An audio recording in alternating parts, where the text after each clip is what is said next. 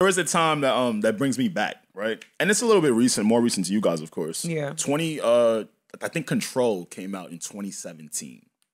SZA? Nigga, you talking about yesterday. Yeah, I'm talking about yesterday, but you gotta understand though, right? That in those years, I was becoming a man. Right. Right? Like I was 21, 22, thinking I was grown, but now being at an age like this and starting to realize, like, boy, you still not. I know, but see, that's the thing. Imagine me thinking I was grown back then.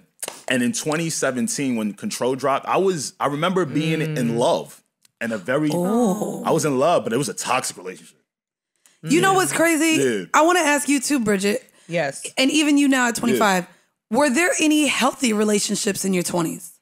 Like, I look back of everyone that I dealt with in my 20s, and I know we have a lot of listeners getting into their 30s and well older. If you're listening right now, I want to know if you can look back and say you had any healthy relationships in your 20s. Ooh. I think look at as I fix my glasses, I'm like, no, I mean, I think what I thought was healthy in my 20s was what I carried out. I think that was what I tried to be healthy and tried to be mature in certain situations that probably I wasn't. That maybe I wasn't. You know what I mean? There were moments where I thought I was being mature. You was being childish as fuck, and I was mad foolish, and I thought I was doing the right shit. Yeah. I think there were more of those moments in my 20s, but I don't think I've. Yeah, I think everybody. What I've come to realize, especially in most of my conversations, especially with my friends that are married and that have children. The healthy aspect of it, like there's always healthy moments, but there's always going to be unhealthy moments. Absolutely. If the dynamic is healthy, like the foundation of it is healthy, there's still room for there to be things that are unhealthy. It's true. Like every relationship will have a couple different toxic conversations. Every single one. You know what I mean? Or moments that are a little bit, they feel a little bit emotionally imbalanced, right? Or mentally imbalanced, but I think overall, I think some relationships were healthy. Or exchanges. I won't even call them relationships. Exchanges. Just call them entanglements. Yeah, definitely. A couple entanglements. I had a whole lot of entanglements. A whole lot. A couple entanglements were healthy. Yeah.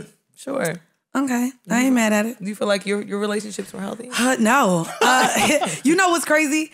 I clearly, I was more, sexually liberated out in these streets. So I had multiple partners, and I thought that each of them served a purpose. Yeah. I thought that each of them. Yes. I thought. Okay. I thought they each made sense. They all served a purpose. Well, now that I've experienced more of a real relationship and a dynamic where I do actually feel fulfilled in what my partner is giving me.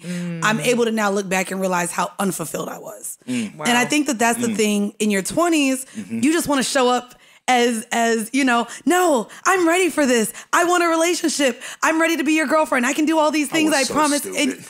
Dumb. But also even looking back thinking, I was ready to be settled down. Like, no, I wasn't. And in your 20s, unfortunately, you do feel grown. So now you almost pressure yourself into feeling like, okay, I'm an adult now. Absolutely. So that means let me get my shit together. Getting your shit together oftentimes includes being in a relationship or finding your partner or finding someone to complete you. And unfortunately, that's the bullshit about your 20s. You're wrong. So, in your 20s, you should be worried about maybe what you want to do with your life. What are your passions? Really understanding who you are, because you're no longer in school. You're probably separated from the people that you grew up with.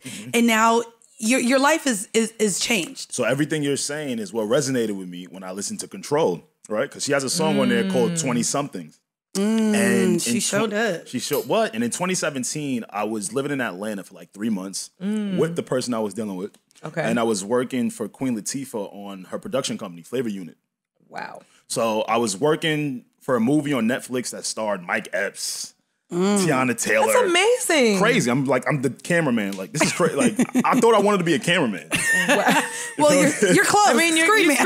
Oh, shit, damn. Wow. I came pretty close. Wow. Yeah, so just listening to that album and going to work every single day just brings me back to a place where I was actually in love and I found, like, the one. So, I don't know. That album just helped me in love.